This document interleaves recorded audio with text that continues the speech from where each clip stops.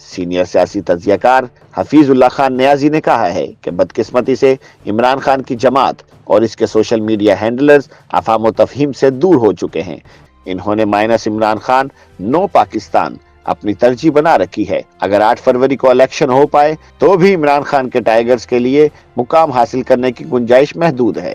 اپنے ایک کالم میں حفیظ اللہ نیازی لکھتے ہیں کہ اگرچہ گوہر علی خان کی تحریک انصاف اسٹیبلشمنٹ کے زیر اثر آ چکی ہے، پھر بھی خدشہ ہے کہ الیکشن کے نتائج کچھ بھی ہوئے، حالات کا بے قابو ہونا یقینی ہے۔ عمران خان کی مقبولیت ووٹوں کے لیے ناکافی ہے۔ ان کے دشمن قوتوں کی مدد افراتفری پھیلانے کے لیے وافر مقدار میں موجود ہے۔ عمران نے مقبولیت کے زوم میں 2 لانگ مارچ کر ڈالے۔ 9 مئی کے دن فوجی تنصیبات پر ملک کے طول و عرض میں حملہ آور ہوا۔ کھویا ہوا اقتدار حاصل کرنے کے لیے کئی ہنر آزما ڈالے۔ ہر کوشش تضحیک آمیز ناکامی سے دوچار رہی۔ اس ضمن میں 2 مثالیں مقبولیت کا بھانڈا پھوڑنے کے لیے کافی ہیں۔ 25 مئی اور 26 نومبر 2022 کے دونوں مواقع پر بقول عمران لاکھوں کا سمندر متوقع تھا۔ انہوں نے حلف بھی لیے، بالآخر چند ہزار پر اکتفا کرنا پڑا۔ عمران خان کو بخوبی معلوم ہو گیا تھا کہ دباؤ میں لانے کے لیے خاطر خواہ سپورٹ موجود نہیں ہے۔ تب سے عمران خان نے ٹھانی ہوئی ہے کہ اسٹیبلشمنٹ سے بدلہ لینے کا حتمی طریقہ پاکستان کو غیر مستحکم کرنا ہے۔ حفیظ اللہ نیازی بتاتے ہیں کہ آج کی مصیبت کی اصل ذمہ دار اسٹیبلشمنٹ ہے، جس نے محنت مشقت سے مملکت کو اس حال تک پہنچایا ہے۔ عمران خان جیسے کردار اسٹیبلشمنٹ کی تخلیق ہیں جو ہمیشہ جان لیوا ثابت ہوئے۔ جنرل باجوہ کا بڑا جرم یہ ہے کہ اپریل 2022 میں عمران خان کا مکو ٹھپنا شرعاً جائز تھا اور عین ممکن بھی، مگر اس نے عمران کو توانا رکھنے کی ٹھانی کہ دباؤ ڈال کر شہباز حکومت کو گھر بھیجا جا سکے یا توسیع کے لیے استعمال کیا جائے۔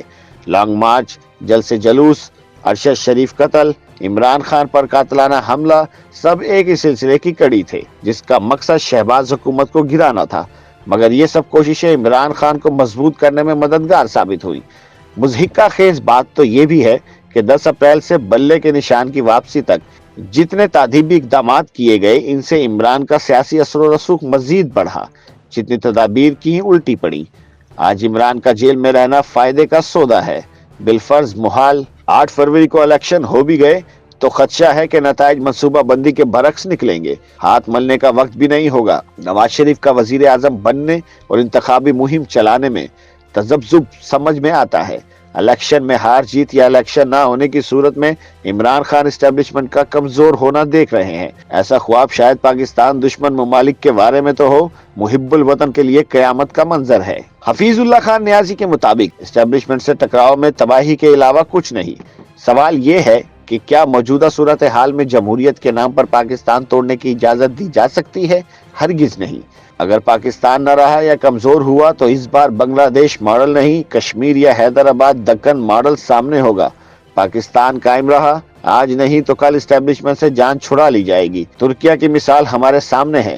107 سال پہلے فوج نے ترکی کو آزاد کروایا اور پھر 80 سال تک ترک فوج ملک کی سیاہ و سفید کی مالک رہی کہ ترکیہ کے آئین میں فوج نے اپنا مضبوط مقام درج کر رکھا تھا۔ پھر طیب اردوان جیسا دیداور قائد نصیب ہوا، افہام و تفہیم معاملہ فہمی کے ساتھ بغیر ٹکراؤ کے اسٹیبلشمنٹ کے چنگل سے نظام ترکی کو آزاد کرایا، ترکی کو بام عروج سے متعارف کرایا۔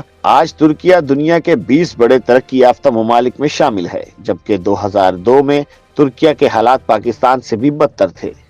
یوٹیوب پر گوگلی نیوز دیکھنے کے لیے youtube.com کی سرچ بار میں googly news T V type کریں۔ گوگلی نیوز کے پیج پر سرخ رنگ کے سبسکرپشن والے بٹن پر کلک کرنا نہ بھولیے۔ یوٹیوب پیج پر اپلوڈ ہونے والی ویڈیوز سے باخبر رہنے کے لیے بیل آئیکن پر کلک کیجیے۔ آپ کو ہر نئی ویڈیو کے بارے میں نوٹیفیکیشن موصول ہو جائے گا۔